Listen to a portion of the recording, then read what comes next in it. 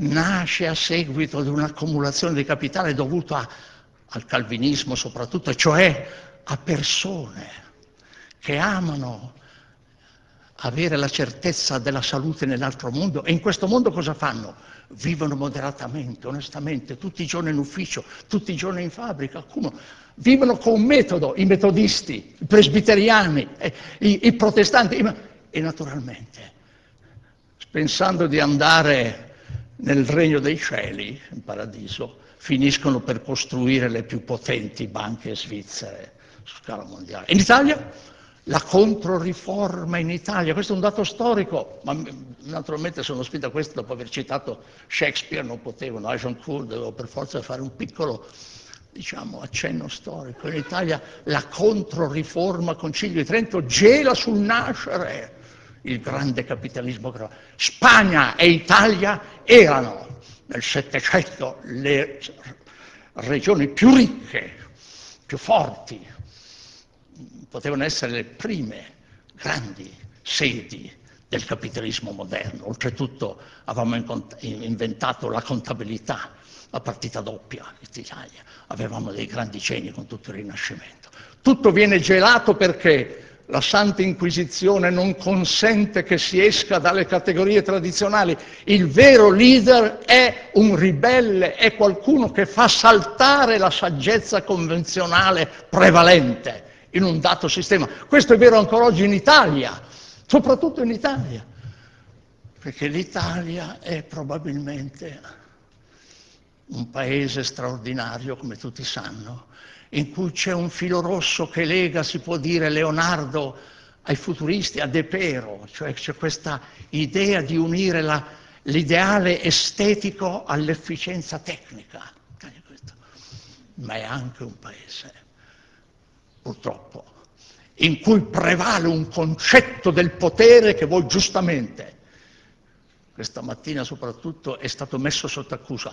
Il potere come appannaggio privato, personale, da godere per sé e per la famiglia, anche quando si è in un'industria pubblica, intascare gli apporti pubblici, ma naturalmente tradurli in ricchezze private, deprivando il pubblico dei suoi. Noi stamattina l'abbiamo ascoltato, questo è un paese in cui prevale un concetto che ormai ha fatto il suo tempo.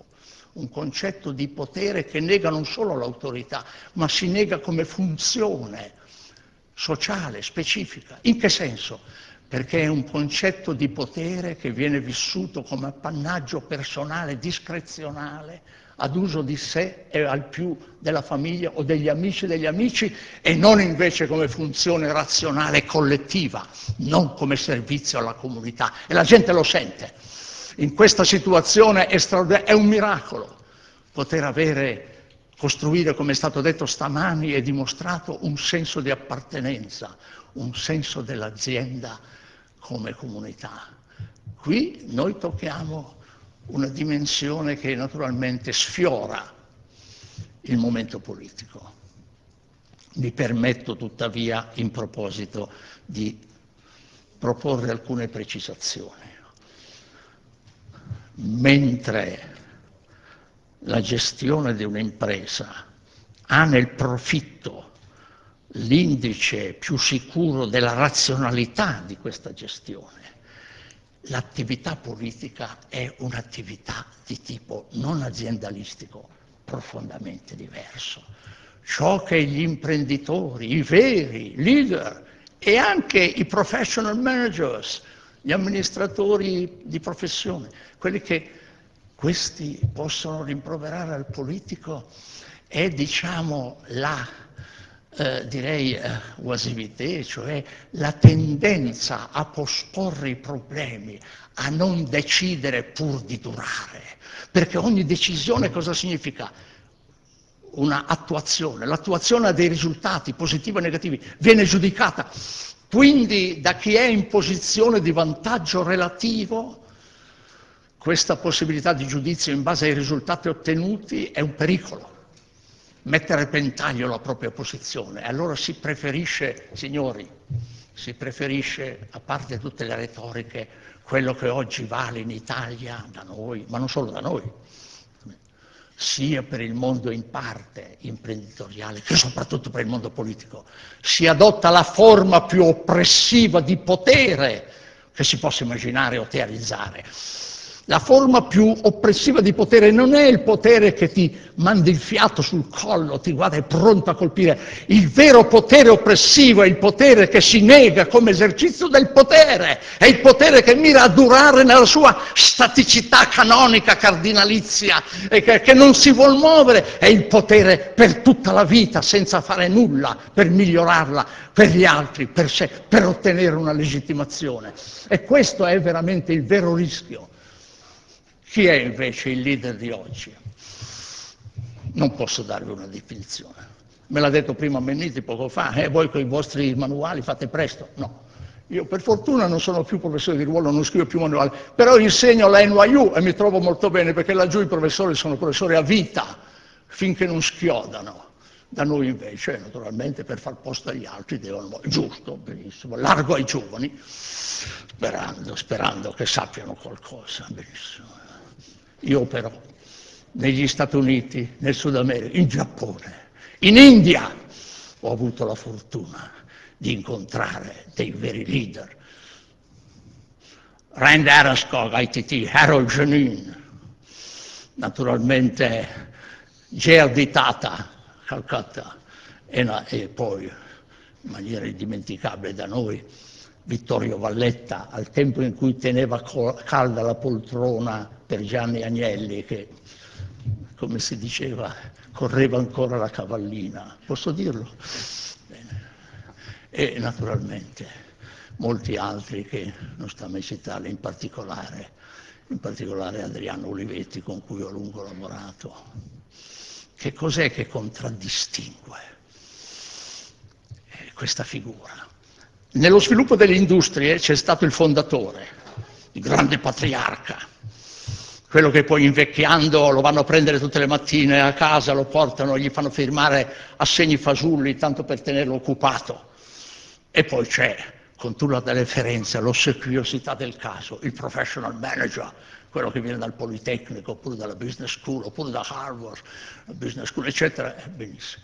E c'è ancora fra i due una sorta di diarchia, che in Italia non è esaurita ancora. Questa diarchia è dovuta al fatto che il vecchio leone una zampata la può sempre dare, quindi è svanito, ma mica tanto. E il professional manager sa che in fondo non ha un vero potere effettivo. Sta sorgendo nelle situazioni capitalistiche mature un nuovo tipo, che è un vero leader, è il Chief Executive Officer. Non è un amministratore delegato soltanto. Il Chief Executive Officer addirittura, sì, pensa naturalmente agli azionisti, ma mica tanto.